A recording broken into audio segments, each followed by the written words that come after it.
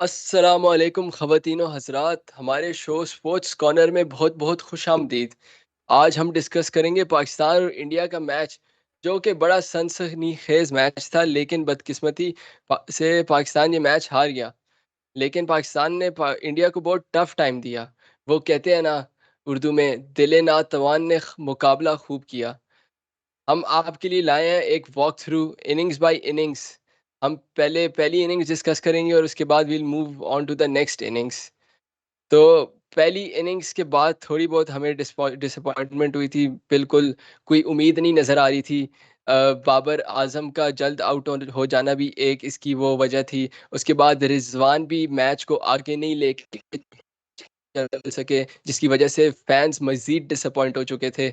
और उसके बाद आखिर में एक छोटी-सी उम्मीद की किरण तब हमें जाकर नज़र आई, जब शाह नवाज़ धानी ने एंड पे छक्का मारा और लोगों को ये था कि अब 3 बॉलें रहेगी और अगर इस तीनों बॉलों पे कंसेक्युटिव छक्के पड़ते हैं तो पाकिस्तान एक अच्छा टारगेट दे सकेगा। लेकिन अनफॉर्चुनेटली से वो नहीं हुआ और पाकिस्तान 147 रन्स बना के पूरी टीम आउट हो गई थी। तो आज हमारे साथ पैनल में मौजूद हैं फैज़ अहमद, जो कि पाकिस्तान के एक नामवर स्पोर्ट्स जर्नलिस्ट हैं और काफ़ी ज़्यादा इंसाइट है उनको क्रिकेट के बारे में, और सिर्फ क्रिकेट नहीं, पाकिस्तान और भी दीगर स्पोर्ट्स पर भी उनकी काफ़ी ज़्यादा इंसाइट है। और हमारे जो सेकंड पैनलिस्ट्स हैं वो है साद बलोच। साद बलोच भी किसी तारुफ के मोहताज नहीं, वो फुटबॉल से लेके हॉकी सब खेलते हैं। तो पहला सवाल मेरा फैज़ से है।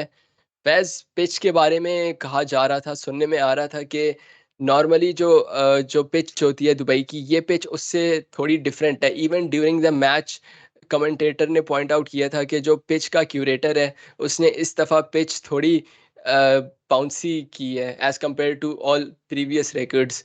और इस वजह से जो शॉर्ट बॉल थी वो कुछ ज़्यादा ही बाउंस हो रही थी और पाकिस्तान बैट्समैन को इसने काफ़ी ज़्यादा टफ टाइम दिया। और इवन जब पाकिस्तानी बॉलर्स बॉलिंग करा रहे थे, नसीम शाह, तो उसका जो बेस्ट बॉलिंग थी वो भी शॉर्ट उस पे रेंज कर रही थी। तो आप काइंडली ये वेरीफाई कर दें और प्लीज़ इसको ज़्यादा और इन्फॉर्मेटिव हमारे लिए बना दीजिएगा। अस्सलाम वालेकुम Mustafiz, thank you for the introduction. Although मैं इतना नामवर नहीं हूँ, लेकिन आपने मुझे बना दिया, so thank you for that. And I like to welcome the audience as well. तो बेसिकली टोटल 147 था। बिल्कुल, थोड़ा सा कमेंटेटर्स भी कह रहे थे कि थोड़ा पाकिस्तानी जो बैटिंग लाइनअप है वो 10 to 12 रन शॉर्ट थी। 160 का तकरीबन टारगेट होता तो the story of the match could have been a bit different. लेकिन क्रिकेट एक game of ifs and buts है। बहुत सी चीजें होती हैं, एक्स्ट्राज होते हैं, मिसफील्ड्स हो जाती हैं, लेकिन that's all part of the game. तो बेसिकली पिच की जहां तक आपने बात की है, तो पिच बेसिकली दुबई और ओवरऑल अगर हम यूएई की बात करें, तो वहां की जो पिचेस होती हैं ज्यादा बाउंस उधर नहीं होता और मोस्टली वो स्पिनर्स को ज्यादा फेवर करती हैं। लेकिन आज हमने कुछ नया देखा। आज जैसे जो पाकिस्तान के लेजेंडरी फास्ट बॉलर है वसीम अकरम, उन्होंने जब पिच रिपोर्ट की थी, तो वसीम अकरम ने हमें बताया था कि पिच पे थोड़ी सी घास है, जिसकी वजह से जो बॉल है वो सीम करेंगी and it would be favourable for the fast bowlers. और बिल्कुल ऐसा ही हुआ। जो फास्ट बॉलर्स थे उन्होंने गुड लेंथ या गुड से थोड़ी सी पीछे बॉल रखी। मोस्टली जो, अगर आपने मैच देखा हो तो आपने ये जरूर देखा होगा कि जो बॉलर्स हैं वो ज्यादातर यॉर्कर्स जो टी20 क्रिकेट में माने जाते हैं, जैसे टी20 स्पेशलिस्ट हैं। उमर गुल पहले होते थे पाकिस्तानी टीम में। उसके अलावा बाहर की बात की जाए तो मिलेंगा, जो एंड के डेथ ओवर्स में भी यॉर्कर्स कराते थे, और पहले भी अगर यूज हो पाए तो यॉर्कर्स आते थे। लेकिन वो इस मैच में हमें देखने को नहीं आए, बल्कि हमने ये देखा कि गुड लेंथ पे बॉलिंग इसलिए की गई क्योंकि ये पिच नॉर्मल पिच नहीं थी जो दुबई में देखी जाती है, जो स्लो होती है, टर्न करती है। और ज्यादातर जो सेकंड इनिंग्स होती है, आपने देखा कि रोहित शर्मा ने टॉस जीत के बॉलिंग ली, और मोस्टली यूई में यही होता है कि जो बैट्समैन, जो टीम जो टॉस जीतती है वो यही फेवर करती है कि वो चेस करें, क्योंकि बाद में जाके जब फ्लड लाइट्स ऑन होती हैं और रात का वक्त होता है तो ग्राउंड पे बहुत ज्यादा ड्यू आ जाती है, जिसकी वजह से बॉल को ग्रिप करना बहुत मुश्किल हो जाता है स्पिनर्स के लिए। और जो पिच है वो बिल्कुल बैटिंग फ्रेंडली हो जाती है। लेकिन आज हमें कुछ ऐसा देखने को मिला जो पहले नहीं हुआ था। अलबत्ता जो पिछले मैच में भी, आप अगर कल का जो एशिया कप का पहला मैच था उसके अंदर श्रीलंका ने बहुत एक छोटा टोटल बनाया था 105 का, जिसको अफगानिस्तान ने इजीली 10 ओवरों के अंदर चेस कर लिया था और अपनी नेट रन रेट बहुत बेहतर कर दी थी। तो आज अगर देखा जाए तो अगर अगर बंदे ने मैच ना देखा और सिर्फ रिजल्ट देखे, तो हुआ तो वही है कि चेज इंडिया ने कर ली है। और ऐसा लग रहा है कि दो दो बॉलें रहती थी और इंडिया ने बड़ी आसानी से 5 विकेटें गिरा के और बहुत इजीली ये चेज किया। लेकिन अगर आपने मैच देखा हो तो आप ये बता सकते हैं कि पाकिस्तानी बॉलर्स ने काफी अच्छा बॉलिंग कराई है, काफी अच्छी एरियाज में कराई है, अच्छे मोमेंट्स में विकेट्स लिए हैं, लेकिन it's all a game of छोटी छोटी चेंजेस जो जो मैटर करती हैं। प्लस पाकिस्तान के माइनसेस। इंडिया जो है उन्होंने 4-5 वाइडें कराई थी, पाकिस्तान के फास्ट बॉलर्स ने ऑफ कोर्स उनको क्रैम्प भी हुए थे एंड पे, जैसे आपने देखा है, तो 8 से 10 वाइड्स कराई हैं। और वही इस किस्म के 5-6 रन मिस फील्डिंग में और ऐसे वाइड से होते हैं जो डिफरेंस बनाते हैं, और यही आपके सामने आज हुआ है। तो ये छोटी छोटी चीजें हैं जिसके ऊपर पाकिस्तान के पास अभी 5 दिन है अगले मैच जो हांगकांग के साथ है उसके, तब तक पाकिस्तान प्रैक्टिस करेगा। और इंशाल्लाह मुझे उम्मीद है कि ये इंजरीज इतनी वरीसम ना हो पाकिस्तान के लिए। तो एक साइड बहुत अच्छी है, बाकी हार तो कोई भी सकता है। तो अच्छा फाइटिंग गेम हुई है दोनों टीम्स के दरमियान। जी, आप सही कह रहे हैं, ये छोटे-छोटे जो रन्स होते हैं, ये कतरा-कतरा मिलके दरिया बन जाते हैं। और इस इन छोटी चीज़ों में एक छोटी चीज़ ये भी थी, in the middle of the match जब पाकिस्तान बैटिंग कर रहा था, उस दौरान कमेंटेटर का भी यही एक शिकवा था कि हम डबल्स बिटवीन द विकेट्स कहीं ले सकते थे, लेकिन पाकिस्तान इंस्टेड हमारे जो बैट्समैन थे, उन्होंने शायद सुस्ती का मुज़ाहिरा करते हुए सिंगल ही लिया। और इधर ये चीज़ अगर शायद ये पलटा हमारे लिए तराजू चेंज कर सकती थी एंड पे, जो कि कहने वाली बातें हैं।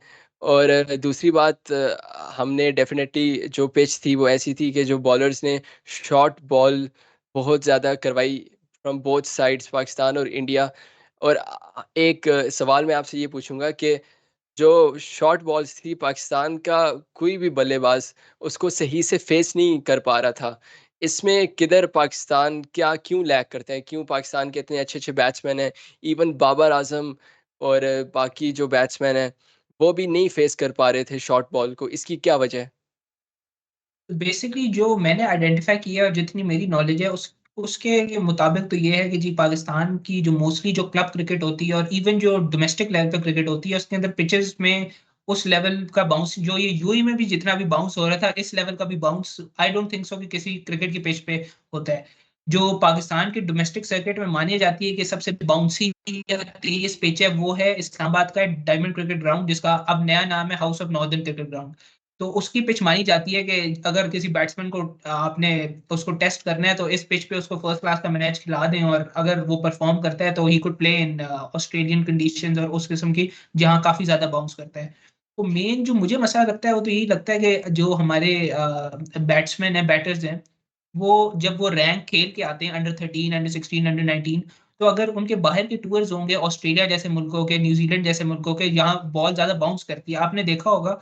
आप पिछली सीरीज आप जितनी भी सीरीज उठा लें, जो इंग्लैंड में जब पाकिस्तानी बैट्समैन जाते हैं टेस्ट मैचेस या कोई भी फॉर्मेट खेलते हैं, तो पाकिस्तानी बैट्समैन बेहतर खेलते हैं कंपेयर टू जब वो ऑस्ट्रेलिया और न्यूजीलैंड जाते हैं। इसकी वजह यह है कि इंग्लैंड में बॉल जो है सीम ज्यादा करती है, वहां की जो कंडीशंस है, वेदर है, वो स्विंग को ज्यादा सूट करता है। जबकि जो ऑस्ट्रेलिया और न्यूजीलैंड है, वहाँ पिचेस ऐसे डिजाइन की जाती हैं या for example drop in pitches use होती हैं कि वहां बाउंस ज्यादा होता है। तो पाकिस्तानी बैट्समैन को मसला बाउंस से इसलिए होता है क्योंकि यहाँ की जो पिचेस हैं पाकिस्तान में, जहाँ पाकिस्तानी बैट्समैन खेल रहे हैं डोमेस्टिक और सब कुछ, तो वो इतनी बाउंसी नहीं होती, जिसकी वजह से प्रेपरेशन आप जितनी मर्जी कर लें, अगर आप एशिया कप से पहले हफ्ते का आपका कैंप लगे, तो हफ्ते के अंदर तो आपने जो बचपन से सीख के आप आ रहे हैं वही आपकी बेस बना रहे हैं। आप बेशक हफ्ता प्रैक्टिस कर लें, प्रैक्टिस तो आपकी बहुत अच्छी होगी, लेकिन एट द एंड जो आप जब आप मैच खेलने जाओगे, बेसिक्स तो आपकी वही होती है कि जो आप बचपन से सीख के अभी तक आते हो, ऑल्दो यू कैन इम्प्रूव। लेकिन जब तक आप डोमेस्टिक सर्किट में बाउंसी विकेट्स, अभी जैसे जो पीसीबी के चेयरमैन है रमीज राजा, वो काफी अरसे से चाह रहे हैं कि ड्रॉप इन पिचेस लाहौर और कराची के क्रिकेट ग्राउंड्स में आ जाएं। लेकिन अगर ये होता है तो इसका काफी फायदा होगा आपको नेक्स्ट 5 to 6 ईयर्स में। लेकिन ये लॉन्ग टर्म प्लानिंग है, ज्यादातर लोग ये कोशिश करते हैं शॉर्ट टर्म में कुछ कोई ग्राउंड की इंफ्रास्ट्रक्चर चेंज कर दें ताकि वो नजर आए। ये वाली जो चीज है, अगर ये चेंज करना चाहते हैं रमीज राजा, तो ये बहुत अच्छी और खुशाइन चीज है। लेकिन इसका जो रिजल्ट है वो क्या पता, जब तक वो पीसीबी चेयरमैन ना रहे उसके बाद रिजल्ट है। तो ज्यादातर लोग ये चाहते नहीं है, वो चाहते हैं कि जी हमारे टेन्योर के अंदर ही कोई आपको बेहतरी नजर आ जाए। तो अगर मैं पूरी स्टोरी को शॉर्ट करूं तो वजह यही है कि जब हम निचले लेवल से, जब हम अंडर 13 लेवल से बाउंसी ट्रैक्स पे नहीं खेलेंगे, तो जब हम नेशनल साइड में आएंगे तो हमें वही मसला होगा। और आपने देखा है कि आज भी बाउंसी जब वो टू पेस्ट या कह सकते हैं कि बाउंसी ट्रैक थोड़ा सा था, तो उसके अंदर हमारे मिडिल ऑर्डर और टॉप ऑर्डर ने भी, जो बाबर हैं उन्होंने भी स्ट्रगल किया। तो अगर आप निचले लेवल से शुरू नहीं करेंगे तो ये इस किस्म की आपको डिफिकल्टीज फेस होंगी। और पहले भी आपको याद है, अगर आपको नहीं है, 2015 का वर्ल्ड कप का मैच था और वेस्ट इंडीज के खिलाफ मैच था, और एक रन पे पाकिस्तान की 4 विकेटें गिर गई थी। वहां भी अगर आप डिसमिसल्स जाके देखें तो एग्जैक्टली हुआ था, बाउंसी ट्रैक, और ऑस्ट्रेलिया में वर्ल्ड कप हो रहा था, और यही हुआ था कि बाउंस की वजह से हमारे बैट्समैन बहुत जल्दी, जबकि वेस्ट इंडीज की इतनी कोई बहुत अच्छा लाइनअप भी नहीं था, but this this happens with Pakistan, और ये काफी झटके पाकिस्तान को लगते रहते हैं ऑफ एंड ऑन जब भी वो बाउंसी ट्रैक पे खेलते हैं। जी फैज़, आपने बड़ी अच्छी इंसाइट दी। और ये पीसीबी के लिए भी एक ऐसी ऐसी चीज़ है जिस पे उनको गौर व फ़िक्र करनी चाहिए, क्योंकि हर वक़्त it's not always golden letter, हर वक़्त हमारे लिए यूएई की पिचेस नहीं होती। और इंग्लैंड, ऑस्ट्रेलिया का भी हमें कभी-कभार मैचेस उधर भी खेलने पड़ जाते हैं। तो ये ऐसी चीज़ है जो कि अनलेस एंड अनटिल इस पे इम्प्लीमेंटेशन की जाए, ग्राउंड लेवल पे पिचेस बनाई जाए जो कि बाउंसी पिचेस हों, तब तक हम नहीं रिकवर कर पाएँगे इस मसले से। तो इसके बाद एक और सवाल मैं आपसे पूछता हूँ कि आज पाकिस्तान के मिडल ऑर्डर ने काफ़ी ज़्यादा स्ट्रगल की है। इवन इंडिया वाले बड़े वो एक तरह से पुरुमीद हो गए थे जब रिजवान और बाबर आउट हो गए। और मतलब, is there no other batsman who could have gotten hold of our entire structure? क्यों, ऐसी क्या वजह है? मतलब इफ्तिखार ऑल्दो उनका डेब्यू था, लेकिन उन्होंने फिर भी पाकिस्तान का थोड़ा कॉन्फिडेंस बहाल किया, बूस्ट किया। लेकिन उसके बावजूद फ़खर, उनकी इनकंसिस्टेंसी पे सवाल बनता है। तो क्या वजह है, पाकिस्तान का मिडल ऑर्डर क्यों नहीं सक्सेसफुल हो रहा? और हमारी क्या जो रिलायंस है ऑन ओपनिंग, ये हमें थ्रू आउट जो टूर्नामेंट है, जो एशिया कप है, वो हमें सिर्फ उस पे हम नहीं रिलाई कर सकते। जब तक मिडल ऑर्डर नहीं रिकवर करके टॉप पे आता, अपनी रिस्पॉन्सिबिलिटी नहीं शो करता, तब तक our batting won't become as tough as we expected to be. तो आप क्या कहेंगे इसके बारे में? तो बेसिकली अगर मैं बात करूं सिर्फ स्क्वाड की, तो हमारे पास जो अभी इस मैच में जो प्लेयर्स खेले हैं, इसके अलावा मिडिल ऑर्डर का बैट्समैन हैदर अली है, जिन्होंने पेशावर जल्मी के लिए काफी अच्छी परफॉर्मेंसेस की हैं। लेकिन एक मैच की परफॉर्मेंस पे आई डोंट थिंक सो कि जो नेक्स्ट मैच है हांगकांग के खिलाफ, उसके अंदर कोई ज्यादा चेंजेस होंगी, एक्सेप्ट फॉर अगर कोई इंजरी जो आज हमें देखने में आया, अल्लाह ना करे कि कोई इंजर्ड हो सीरियसली, तो मुझे नहीं लगता कि कोई चेंज आएगी। लेकिन जहां तक मिडिल ऑर्डर की बात है, तो बिल्कुल पाकिस्तान की जो चीफ सिलेक्टर है मोहम्मद वसीम, उनकी अब हर किसी का अपना एक माइंडसेट होता है। उनका माइंडसेट ये है कि वो चाहते हैं कि पावर हिटर्स हो मिडिल ऑर्डर में, क्योंकि टी20 में हमारे पास जो कहते हैं, जिनका नाम हमेशा आ जाता है, मोहम्मद हफीज और शुएब मलिक, तो वो बिल्कुल हैं, लेकिन अभी वो स्क्वाड का हिस्सा नहीं है। आज वो जरूर आपने ग्राउंड में देखा होगा कि ग्राउंड में मौजूद थे, वो बिल्कुल मैच देख रहे थे शुएब मलिक, लेकिन वो स्क्वाड का हिस्सा नहीं है। So that's not a choice for this Asia cup right now. तो अभी जो हमारे पास अवेलेबल रिसोर्स है, उसके अंदर सिर्फ हैदर अली दूसरे हैं, लेकिन आई डोंट थिंक सो कि एक मैच की परफॉर्मेंस पे टीम के अंदर कोई ज्यादा चेंजेस हो पाएंगी। लेकिन ये जरूर है कि जो हमारा मिडिल ऑर्डर है, विच कंसिस्ट ऑफ इफ्तिखार, खुशदिल और आसिफ अली, तो खुशदिल और आसिफ तो मोस्टली पावर हिटर्स हैं। अगर आप मिडिल ऑर्डर को कंपेयर करें हमारे मिडिल ऑर्डर को विद इंडियाज मिडिल ऑर्डर, तो आपने देखा होगा कि जिस तरीके से आसिफ अली आउट हुए हैं, जिस तरीके से खुशदिल शाह आउट हुए हैं, नो नो डाउट वो दोनों पावर हिटर्स हैं। और जिस दिन वो कहते हैं ना, वो एक टर्म होती है कि कहते हैं कि जिस दिन चल गया तो क्या बात, और जिस दिन नहीं चला तो कोई नहीं। तो ये जो सारे पावर हिटर्स हैं, इनका ये काम होता है कि जिस दिन ये चल गए तो 4 बॉल पे 20 रन हमको बना देंगे। और T twenty is a game of, जो ये 5 और 6 नंबर पे जो ये खेलते हैं ना प्लेयर्स, इनका काम ये नहीं होता कि आपने 20 बॉल ले जाके खेलनी है। इनका काम ये होता है कि 10 से 12 बॉलें जाके खेलनी है, और जितना भी इम्पैक्ट आप दे सकते हो आप दे दो। तो आज अनफॉर्चुनेटली ना खुशदिल चले ना आसिफ चले, लेकिन अब हमारे चीफ सेलेक्टर हैं और जो कैप्टन है, उनका ट्रस्ट है इन पे। तो इस पूरे टूर्नामेंट में तो यही चलेगा। लेकिन जो है जो कहते हैं, इनको जरूर प्रूव करना पड़ेगा खुद को, वरना पीछे जो कहते हैं ना कि जी वी हैव शुएब मलिक हो गए, हफीज हो गए, जो एक्सपीरियंस, हमेशा आपने देखा है कि वर्ल्ड कप में कोई किसी ना किसी तरीके से वो जो एक्सपीरियंस खिलाड़ी होते हैं ना, वो वापसी कर लेते हैं अपनी टीम में। तो आसिफ को, खुशदिल को, इफ्तिखार आज अच्छा खेले थे, लेकिन unfortunately it's part of the game. अच्छी इनिंग उन्होंने 28 की मेरे ख्याल से खेली, लेकिन एक बड़ा टोटल उनके पास चांस था, लेकिन नहीं कर पाए वो। लेकिन हो जाता है, कोई नहीं, अभी अगला मैच भी है उनके पास। तो नॉकिंग ऑन द डोर जो कहते हैं, वो तो बिल्कुल हैं, शुएब मलिक, हफीज हो गए, आजम खान एक चॉइस है, जो उनके फिटनेस पे काफी सवाल है, लेकिन उनकी बैटिंग टैलेंट बहुत है। तो पाकिस्तान के मिडिल ऑर्डर में ऑप्शंस तो बहुत ज्यादा हैं, लेकिन अब ऑल डिपेंड्स ऑन कि कैप्टन और जो चीफ सिलेक्टर है वो किस को प्रेफर करते हैं ज्यादा। अभी तो वो आसिफ और खुशदिल को कर रहे हैं, लेकिन दे नीड टू परफॉर्म, क्योंकि अभी कंपटीशन बहुत है मिडिल ऑर्डर में। अगर वो परफॉर्म नहीं करेंगे तो आई थिंक चेंज आना कोई wouldn't be out of the box, और चेंज बिल्कुल हो सकता है वर्ल्ड कप से पहले भी। Thank you for your insight. आप सही कह रहे हैं फैज़, आखिरी 5 से 6 ओवर्स बड़े डिसाइडिंग होते हैं और वही मैच का टाइड बदलते हैं फ्रॉम विनिंग टू लूजिंग। और अब मैं बढ़ता हूँ साद बलोच की जानिब। साद, आप क्या कहेंगे शाह नवाज दहानी के बारे में और नसीम शाह के बारे में? ये दोनों जो है थोड़े जूनियर प्लेयर्स हैं, टीम इनसे ज़्यादा एक्सपेक्ट नहीं कर रही थी, लेकिन अभी मैं ट्विटर जब देख रहा था तो उधर काफ़ी ज़्यादा लोग कमेंट कर रहे थे पाक सर नसीम शाद पाद। तो इवन शाह नवाज धानी उन्होंने बहुत अच्छा परफॉर्म किया है। शाह नवाज धानी के इलाके में बड़ा फ्लड आया हुआ है और कोइंसिडेंटली आपका और उनका इलाका सेम है। तो आप क्या कहना पसंद करेंगे उनके बारे में? जी शुक्रिया मुस्तफ़ीज़। सबसे पहले तो उम्मीद थी कि पाकिस्तान जीतेगा, लेकिन कोई नहीं, it's a part of game, हार जीत तो होती रहती है, लेकिन फिर भी हमें तुमसे प्यार है पाकिस्तान। शाहनवाज धानी और नसीम शाह ने काफ़ी अच्छा खेला है। आप सही कह रहे हैं कि पाकिस्तान को जूनियर से इनसे उम्मीद इतनी नहीं थी। वो कह रहे थे कि शाहीन को रिप्लेस कर दिया, शाहीन इंजर्ड थे तो उनको रिप्लेस कर दिया, और वो कहते कि वो उसके मुकाबले में नहीं हो। लेकिन जिस तरह से नसीम शाह ने बॉलिंग कराई है, इट वाज एक्स्ट्रा ऑर्डनरी। और एंड में भी आप देखें तो उनको क्रैम्प आ गया था, और वो फिर भी कोशिश कर रहे थे बॉलिंग करवाने की, अपना ओवर पूरा कराने की। पहली बॉल पे उनको है ना टांग में प्रॉब्लम होने लग गई थी, लेकिन उन्होंने फिर भी ओवर कंप्लीट किया। और जिस तरह से उन्होंने एलबीडब्ल्यू किया था, तो वो पहले तो यही लग रहा था आउट है, लेकिन वो पिच आउटसाइड था।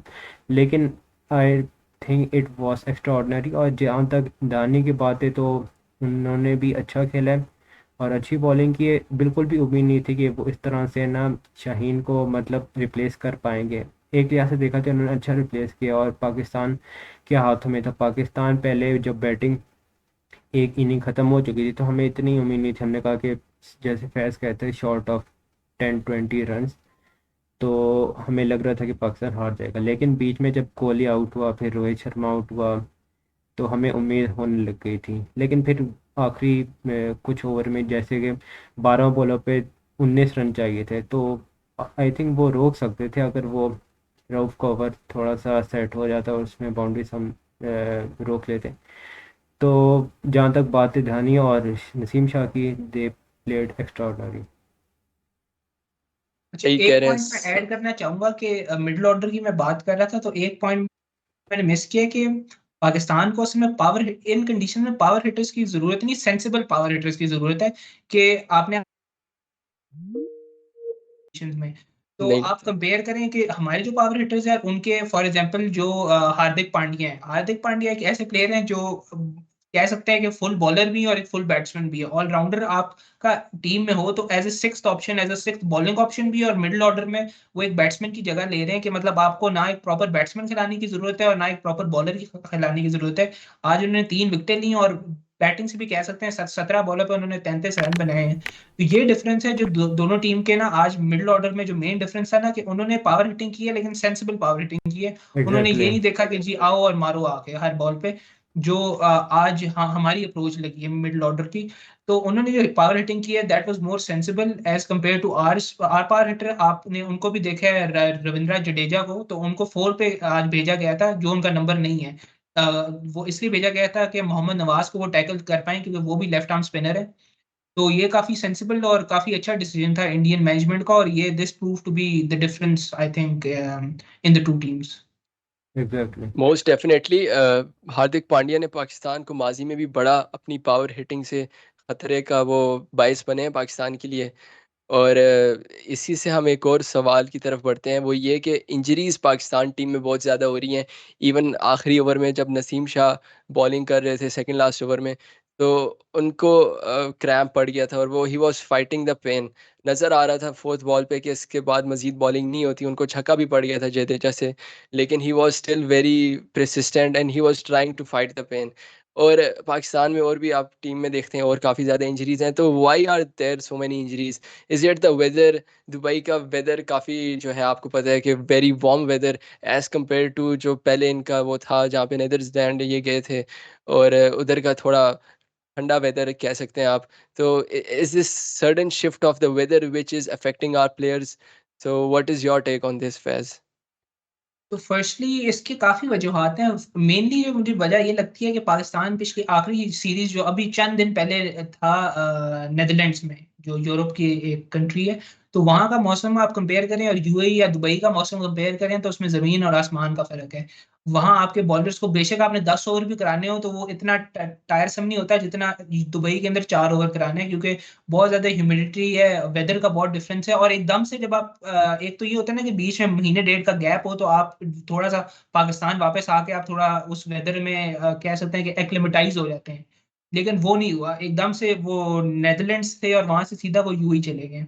तो इसकी वजह से जो है ये भी एक बड़ी वजूहत हो सकती है कि दो मेन जो हमारे फास्ट बॉलर्स हैं, हारिस रऊफ और नसीम शाह, दोनों को क्रैम्प्स आए हैं। ये नहीं हुआ कि किसी एक को आए। और जाहिर सी बात है कि जब आप थोड़े से इंजर्ड हो, अगर आप 100% पे ना हो तो आप पूरा परफॉर्म नहीं कर सकते। जबकि उसके उसको देखते हुए नसीम शाह ने फिर भी वो जो पूरा एक ओवर कराया है, वो मुझे शोएब अख्तर की याद आ गई है कि शोएब अख्तर जो तकरीबन अपने हर दूसरे इंटरव्यू में कह रहे होते हैं कि जी मैंने पाकिस्तान को इतने सालों के लिए रिप्रेजेंट किया जबकि मेरे गोडे बिल्कुल फारिग हो चुके थे। तो आज नसीम शाह ने बिल्कुल वही एग्जैक्ट वही काम किया है कि ऑल्दो उनको क्रैम्प्स आ रहे थे लेकिन उन्होंने पूरी कोशिश की है अपने मुल्क को जितवाने की, जो एक बहुत वेलकम साइन है। और एक ऐसे जो मेरे ख्याल से नसीम शाह 19 साल के हैं, 20 साल के हैं, सो इतनी मेच्योर चीज आप कह सकते हैं या ऐसी चीज at this age is very rare to see. और ये काफी एक खुशाइन चीज मैंने देखी है आज, और एक फाइटिंग चीज है फ्रॉम आवर यंग टीम। बिल्कुल, फाइटिंग स्पिरिट हमारी टीम का बहुत ज़्यादा है। इवन रिज़वान, फ़खर ज़मान और जितने भी दीगर खिलाड़ी हैं, irrespective of their injuries, they try to fight them, और वो चाहते हैं कि हम पाकिस्तान के लिए कुछ ना कुछ करें।